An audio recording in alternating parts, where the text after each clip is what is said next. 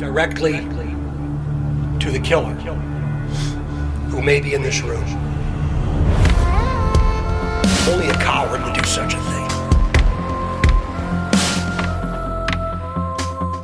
What will those closest to you think of when they find out that you brutally murdered 2 little girls?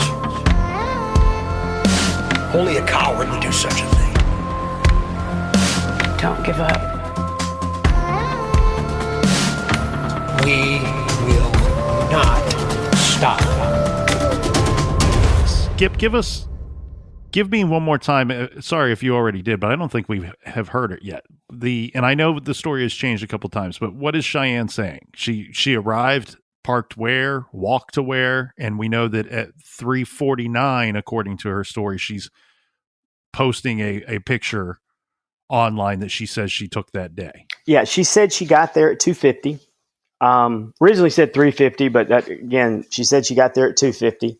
Said that she ran into a girl she was with or knew around that had gotten there about 2:30. And that girl's name is? That girl's name is believed to be Cheryl Loeffler. Okay. And they went to the other side of the bridge, was around the bridge. She said the picture was supposedly taken around 3:00. The girl she knows goes with her. Yes. Okay. And the picture was taken around 3:00. Well, she's on the bridge at 3:00.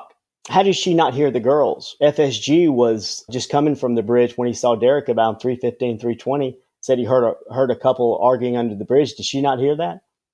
She's standing right on the bridge at 3:00. Yeah, and that makes absolutely no sense because she'd have a clear sight to the crime scene, and she would obviously be able to hear something. She claims not to hear or see anything. I mean, she's on the bridge in question. I mean, I don't understand.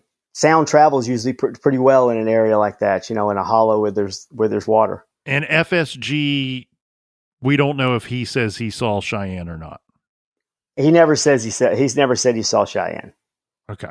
That doesn't mean that he didn't tell law enforcement that he saw her, but as Right. far as we know, we have no statement of him saying that he witnessed her or saw her and another young woman on the bridge. Right.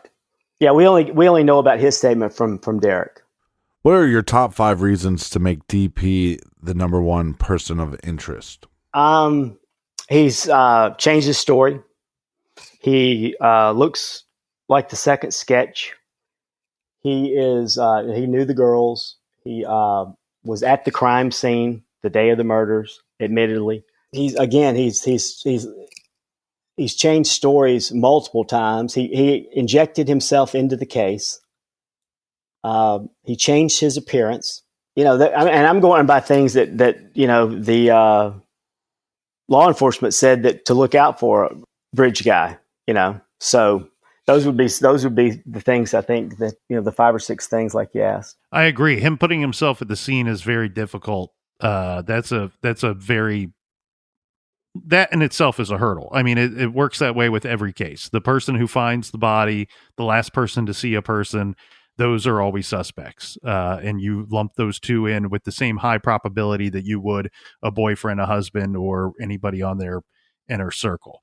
So that's of interest. He's there. By his own words, he is there. And then we have someone else who says he was there as well. Sounds like we're questioning her information, but be that as it may, it sounds like he was there. Second, yes, his story changing is difficult. Why put yourself there and then change your story unless it was necessary to keep some kind of false story going.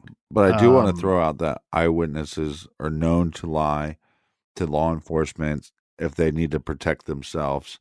And if he was at that park or meeting somebody at that park to have an affair, to me, that's reason to believe that somebody would lie to law enforcement. Possibly, but and I get what you're saying, Captain. You're absolutely right about that. But my hunch here would be if behind closed doors they thought that they're questioning his story, they're going to say, "Look, we're investigating a double homicide here. We don't care if you were down there smoking a doobie or hooking up with some girl on the side.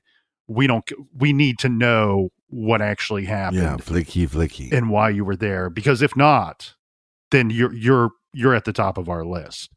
And that's where I go. And I agree with you, Skip. I 100% where it does appear, and I'm going off of the words that were used by Doug Carter in the April 2019 press conference.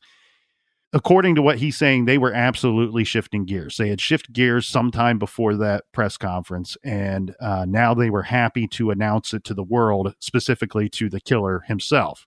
So you're right. Something had to have happened, or they went down the wrong path, misguided, misled at some point early in the investigation, or at least prior to April 2019.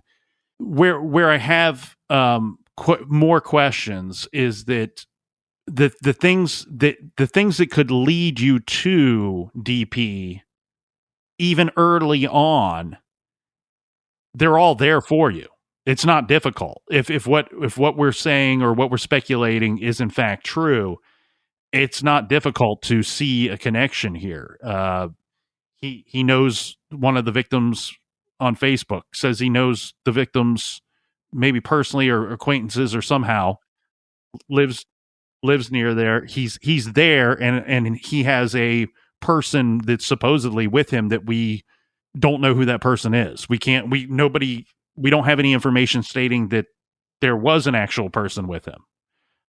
What I'm getting at is, and I get what everybody's saying about the small town factor, but Delphi City Police have been involved. Carroll County has been involved. The Sheriff's Department, Lesenby claims that they're the lead on the case if you had to pick one. But ISP is there, and the FBI are there very, very quickly. And the FBI, and I don't think even Indiana State Police, are going to get bamboozled by somebody that's well-to-do in a little town. We've had early on in this investigation, per Doug Carter, his words are that over 150 officers have touched this case in some form or fashion, and that's throughout the state of Indiana. The other thing I want to ask you about, Skip, is this was new information to me. You said GBI was involved in the investigation? Correct. Yeah, in 2018. And clarify, I'm not questioning that. I just had not heard it. Tell the listeners and me why GBI was involved again, because that's the I'm assuming you're talking about the Georgia Bureau of Investigation. Yes, that's correct. It's not unusual for law enforcement to bring in another group for a peer review if the case is not developing like they thought, and just a fresh set of eyes. They brought them in for that, and it wasn't, like I said, they came in and looked at it from like it was a brand new case, looked at everything from the beginning, left, and not long after that, then that's when the press conference was, when they changed gears. So I think, my point is that if they came in with fresh set of eyes, and they may have taken the bias out of the investigation, that, hey, you guys have been looking for the wrong guy because you're looking for RSOs and serial killers, and you're looking for the guy that what you think he looks like in this video and in this sketch, when the fact is he may not be, I don't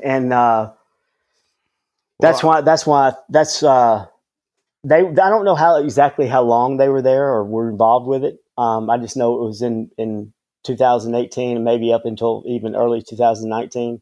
But it's not unusual to bring somebody in like that.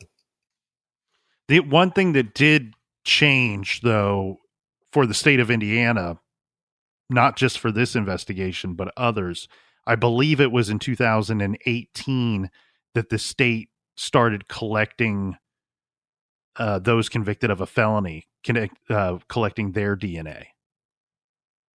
Yeah, and that's one thing that I think is a little unclear as far as the nationwide concept of what's going on in Delphi and the investigation itself is, people keep saying, well, if they've got DNA, why didn't they pick up their guy? He would be one, he has to be in a certain database, right? It's not just if you have DNA but nothing to match it to, you're not going to find the person.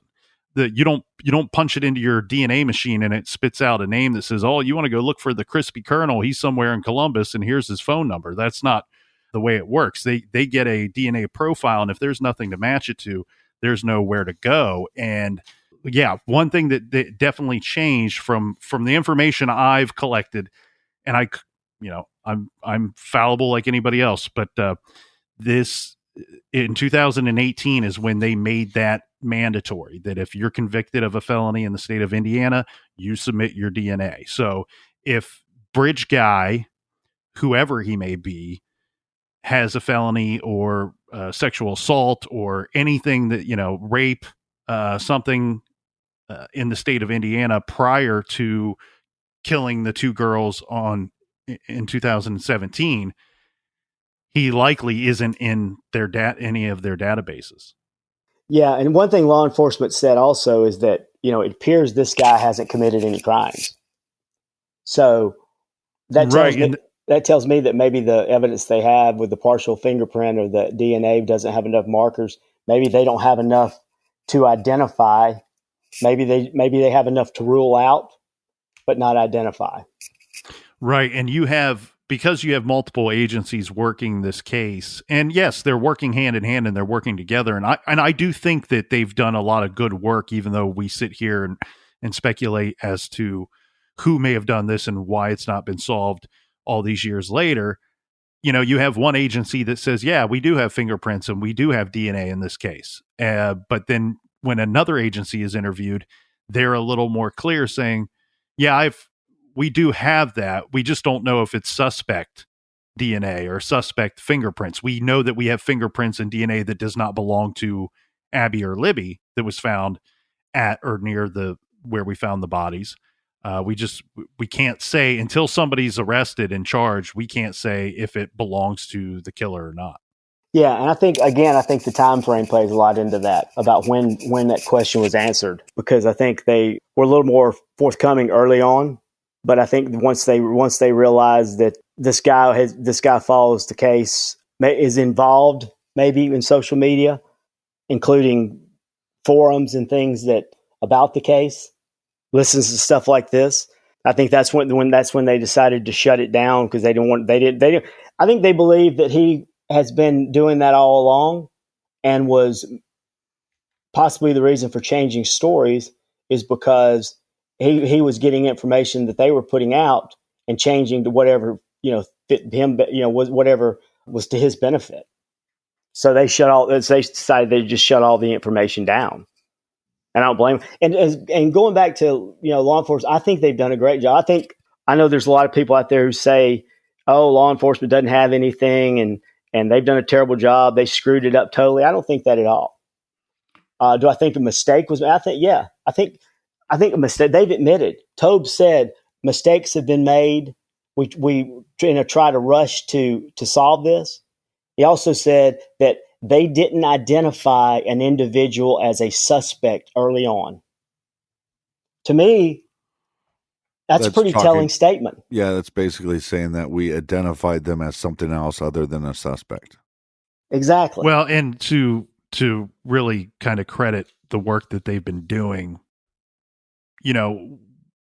we did say, or Skip, you said they may have been told by GBI, hey, you've been looking in the wrong direction. You've been looking for a serial killer or a serial offender or sexual predator.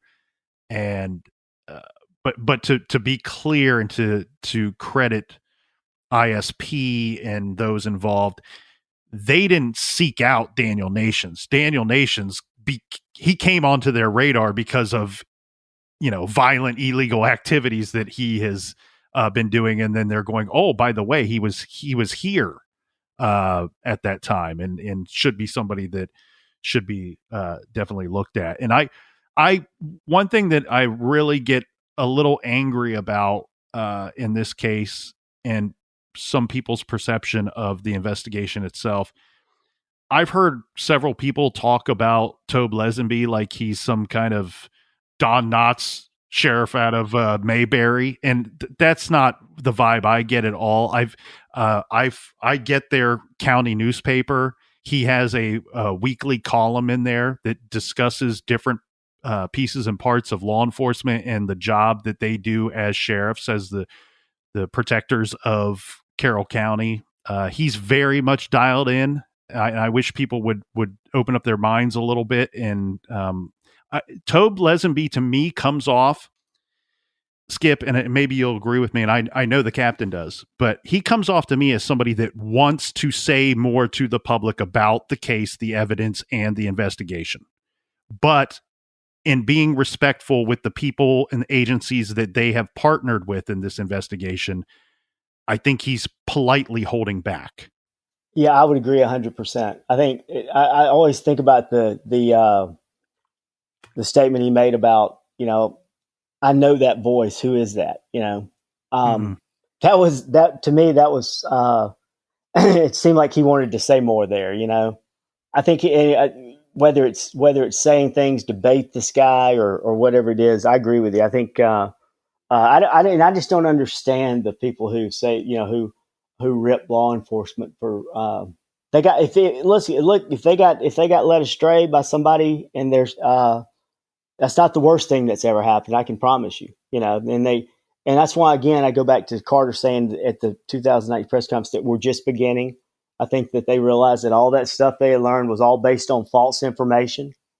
And so going forward, here's our new guy. Here's the car we believe he was in. We believe he's definitely local. And that's in direct contrast with what they said originally, I mean, why would you be putting billboards all over the country if you thought the guy was local? They were just looking for the wrong guy. Now, why was that? I think I know, but other people have opinions as well. But they were looking for the wrong guy, and now I believe they're zeroed in on who they should be. Well, and I think that there was a chance that they were, with the businesses and the traffic through that area would lead them to, because when you've worked, let's say you've worked in Carroll County law enforcement your whole adult career, a child abduction murder is 0.5% of the homicides each year in this country. Very rare. So most law enforcement officers and even an agency as a whole, you could have a 20, 30-year career and never experience it, never be involved in an investigation like that. And if I woke up tomorrow and there never was another child abduction homicide ever again, praise God. But it's a rare crime. And I think that the gut reaction of most people, regardless of Delphi, Carroll County, Indiana, or Columbus, Ohio, the Florida Panhandle, or Texas, or California, regardless of where you're talking about, other than like New York City or Los Angeles or Chicago, most people, the gut reaction is it had to be somebody that came in and did this to us, did this to one of us and left. And you're exactly right. I mean, it was the next day, as soon as they found the girls at noon, and the release from police has always been, we knew very quickly. Their words were very quickly. I have to believe you could replace that with immediately that this was a homicide. And what backs that up is that within that hour, three roadblock checkpoints are set up, at least 3 that I've found, where they're interviewing drivers and passengers and stopping vehicles. And one of the statements they had was that day they spoke to at least 600 people in cars.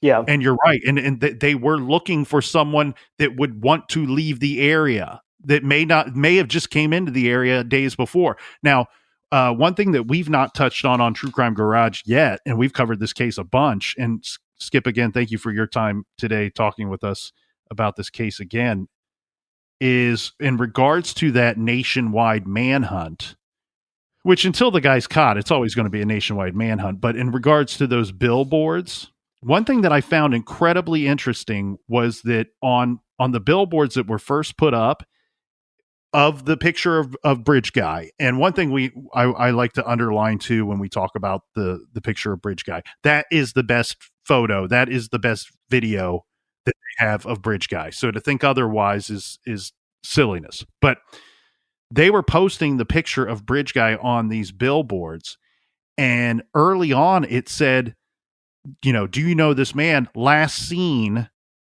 February 13th, 2017, 2:30 p.m., which I find to be incredibly interesting because we know the Snapchat photo was posted. There were two. Captain asked if they were, if they were taking more photos or whatnot.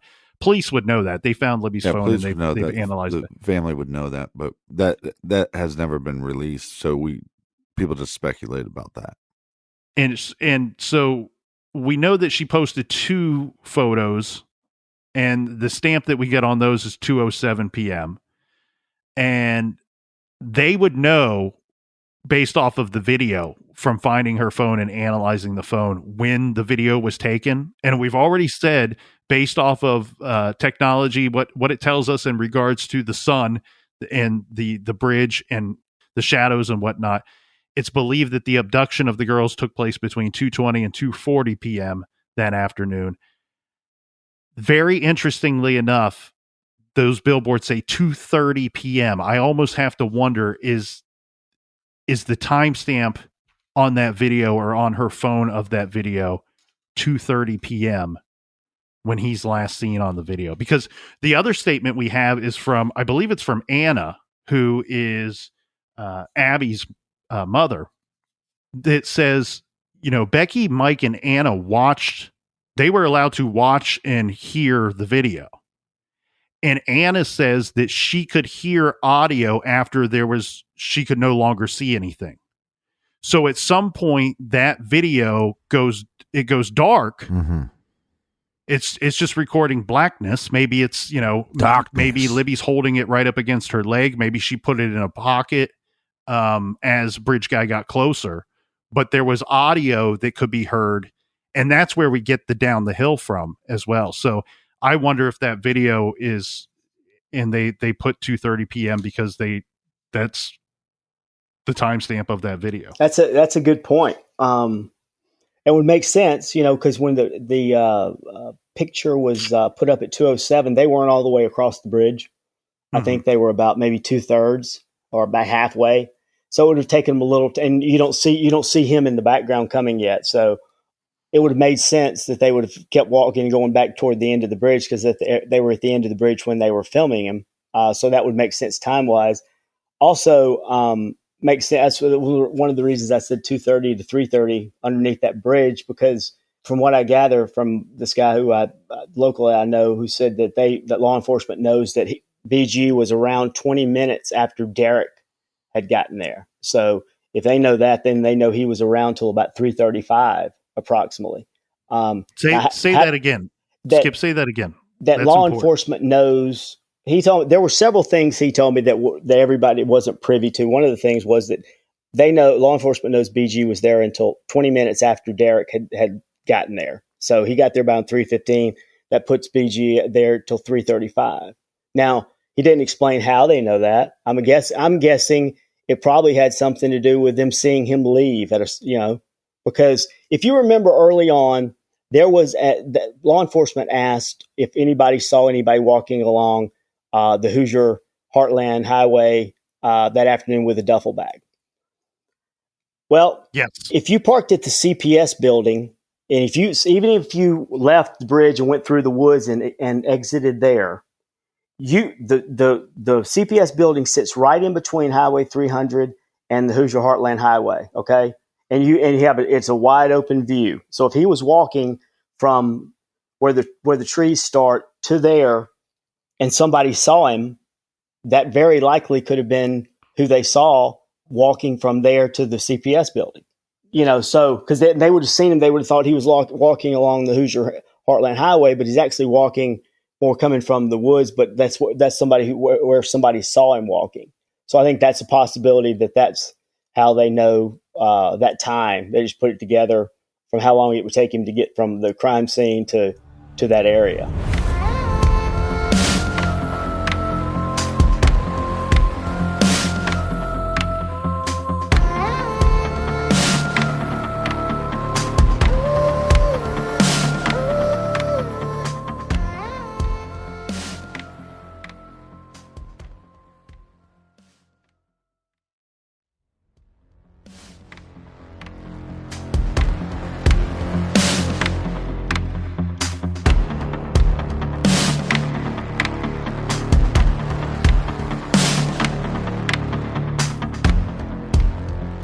And Skip, you know the witnesses or the people that were there better than I do. So while we have you on the phone here, I want to make sure that I ask you this. There was a statement, and this plays along exactly what we're talking with right now. There was a statement that I found early on that said a woman. I couldn't find much more about this. I couldn't find, the name of this woman, but a woman who said that she saw a man leaving the cemetery that afternoon. And I've been looking through my notes here this morning, trying to find if I wrote down a more exact time other than that afternoon, and I can't find a time that I put with that. So one thing that I found to be very interesting in this case, but I do this in every case, but especially in this one, we are analyzing what Doug Carter was saying at the 2019 press conference under a microscope. But you do that because that's not Doug Carter just getting up there and riffing.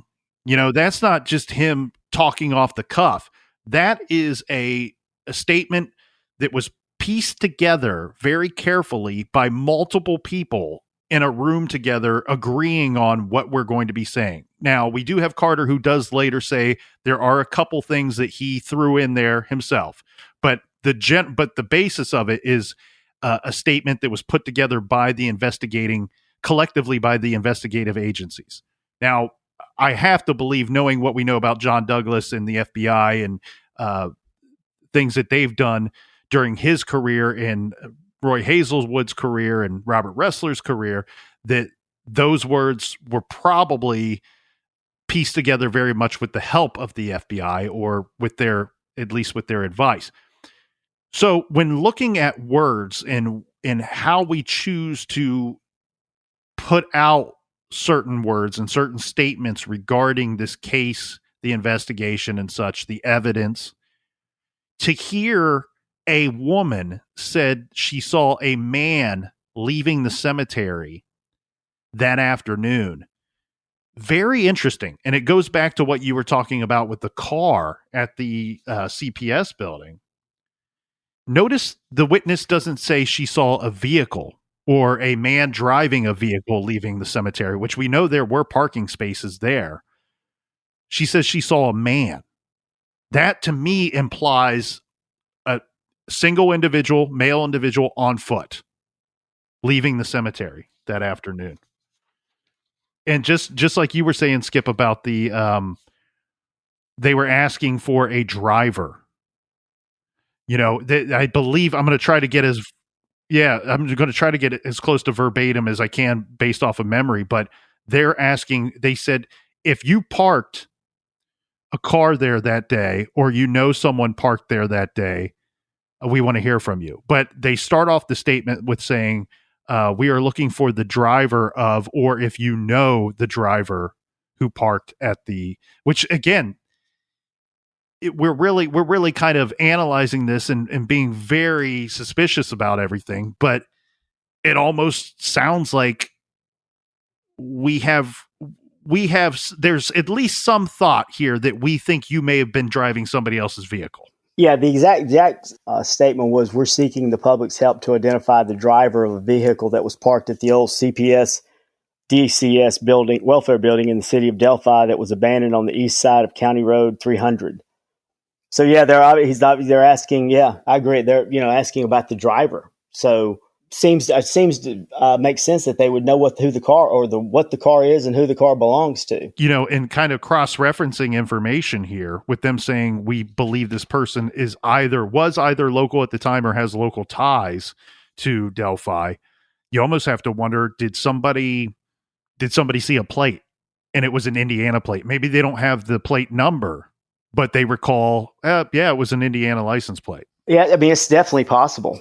I find it interesting that that's the first thing they lead the press conference off that way. As the attention getter. It's and it's also weird. Like, first impressions are everything, right? Your first impression and your last impression, and it starts off with that's the information we're seeking. Oh, by the way, we're going to be giving you some more information, which is, I'm not going to pretend to be, somebody that understands how you should deliver things in the best way to get what you want from the people you are addressing. But it almost felt like when you're releasing a new sketch and then you're releasing a little piece of a video and telling the public that you're changing directions in your investigation, I felt like, the captain and I watched that press conference together when it went down that day. And it almost felt to me like if I would have walked out onto the streets like Family Feud and interviewed 100 people, I feel like 99% of them would have forgotten about the whole vehicle parked thing by the end of that press conference. Yeah, but not that suspect. Right. Yeah, that's Right. the thing. I mean, who was he addressing that part to? And that's why I think maybe he was letting the guy, hey, this is the part that had us confused, but we figured it out. Well, and if this suspect that you're talking about, DP, is Bridge Guy, then he's brash. And if the rumors are true about the staging of the crime scene and some of the horrific stuff that I've heard rumored to be, they say he has a shred of decency left to come forward. Maybe he doesn't, but maybe somebody, Shelby, Cheryl, or the Cheyenne, even though her stories haven't lined up, and maybe they could come forward and have some piece of information. And again, law enforcement has said over and over, just one piece of information is all we need, and then we get this guy. And if you have any doubt that you're covering for this person, if you have any thought in your head that this individual, DP, is responsible for these murders, you owe it to yourself, you owe it to the community, you owe it to those two girls, you owe it to Abby and Libby to come forward and talk to police and tell them the true story. Why wouldn't you come forward? It's hard to say why they don't come forward or whatever. Like I said, there's a lot of reasons. It could be. I would suspect, and at least give them the benefit of the doubt, that it was probably innocent originally. They didn't realize what they were giving an alibi for. Now I would say it's time for them to come clean and tell what they know. And what about DP's girlfriend? It's like, again, you probably have some information that you could share with law enforcement. And why aren't you doing that? One, he's saying that he was there cheating on you. So what kind of scumbag is that? And is that all you think you deserve in this world? Is a guy that cheats on you or a guy that lies to you? Is that all you think you deserve? Maybe you should think that you deserve better and come forward and talk to the cops and tell them what you know. Because maybe you're the missing link and you owe that to yourself, to your child. You owe that to Abby. You owe that to Libby. I did want to go back to clarify one thing though about BG following the case. And I think that's a crucial part, because I think the post-crime activity in this case is kind of it has a lot to do where reason it led me to this was one of the things Carter said not too long in a television interview, not too long after the press conference. He said, "I think the killer is following this investigation very closely." He said, and then they asked him about releasing the second sketch. He said, "When we decided that through the information we received that we were going to release the second sketch, I don't believe the individual knew we were going to do that. So it was really, really important. I think he was probably there or watching simply because he thought we were on the wrong path." I mean, Carter, he's basically telling you what you need to know there. I mean, he's basically saying the killer why would the killer think they're on the wrong path? Yeah, because maybe because he led them down the wrong path. Because he pointed them in that direction. I mean, you mentioned earlier, Nick, that some things seem simple. There are things about this case that are very simple, but it's also very complex in the I think in the post-crime stuff that's going on with all the misinformation and misdirection and false stuff that's been put out there. And I think most of the stuff you've seen out there has been kind of orchestrated. I don't think it's just been by chance of random people following the case. I think there's the guy did a good job for 2 years of keeping him off his trail.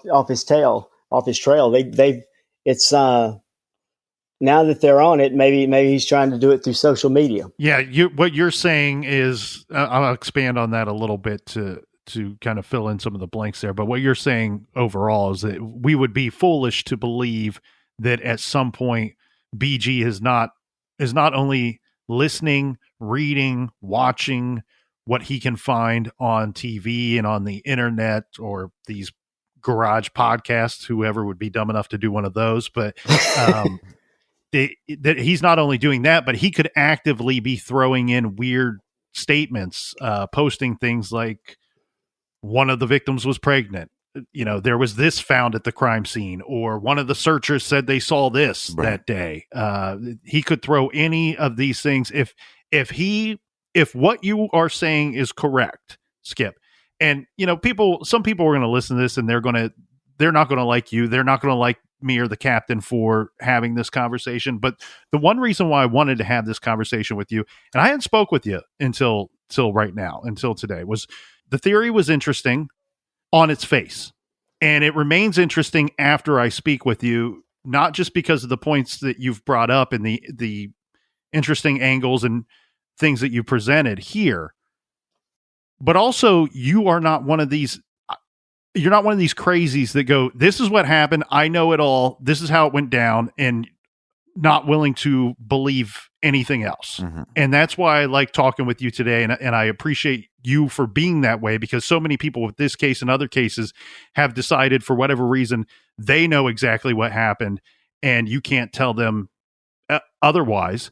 And anybody that says otherwise is a complete idiot. And I like to remind those people that if you were right, then why is it not solved? We won't know until it's solved. And there's no harm in having these conversations and doing these types of exercises when something is not solved. There's nothing wrong with looking at things from a different angle, under a different light from time to time, and just asking the question why. And you've done a great job of coming up with this theory and piecing it together. Well, and it's a pretty simple idea.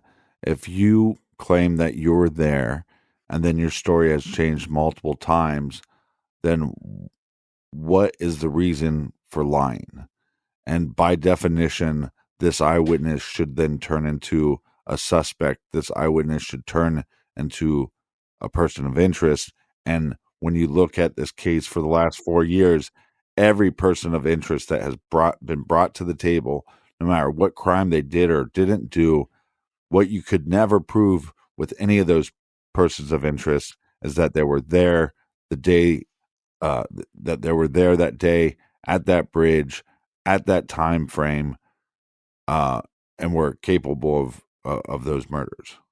Yeah, there's a lot of stuff that we hadn't had a chance to go over just because of time, but like we've talked about before, like having you be available to people on the blog.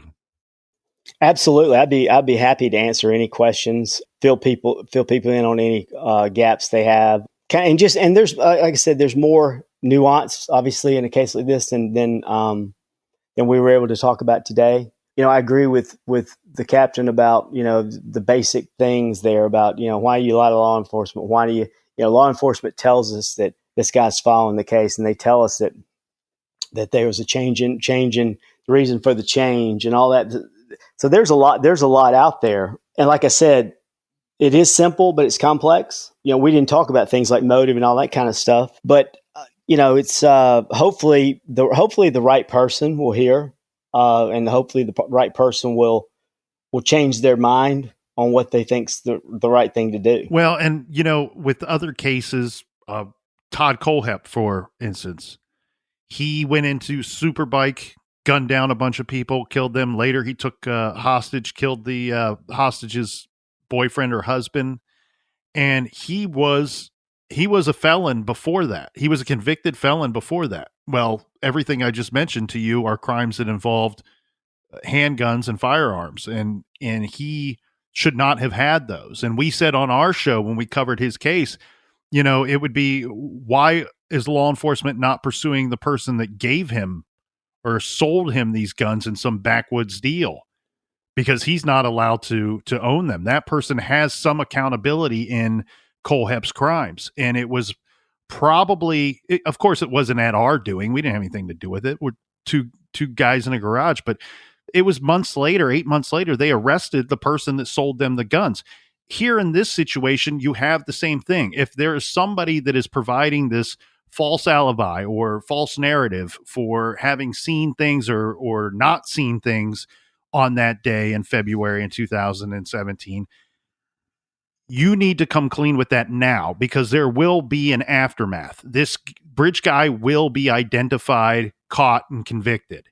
And when that happens, you're the next one. Your butt's on the fire next.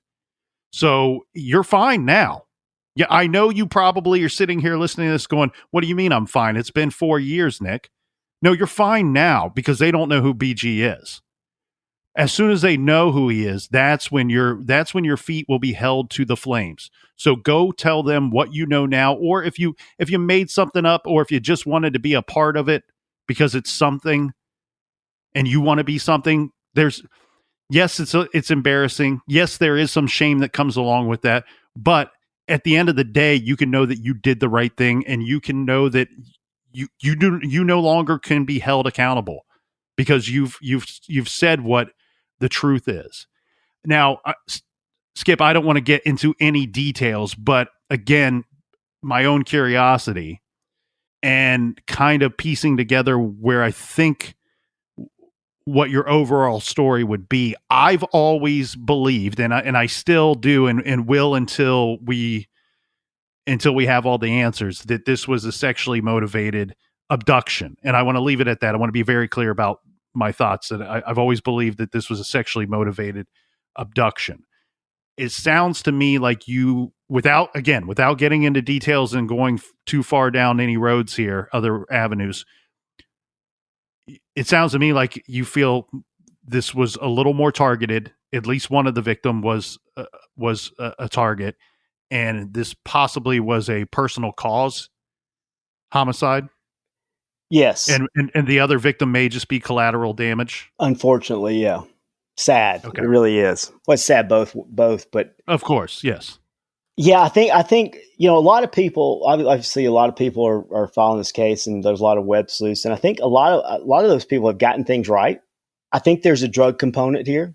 I think there's a revenge component, but I don't think they're exactly the aspects of what people think they are. Unfortunately, this may fall back on a family member, in terms of not that they were involved in the crime at all. The source of this personal vendetta may have originated there. And I think that's unfortunate. I hope that doesn't have anything to do whether this crime is solved or not. But yeah, I think it's more. I do think it's there is a drug component, like I said, and a revenge aspect, but it's more personal than that.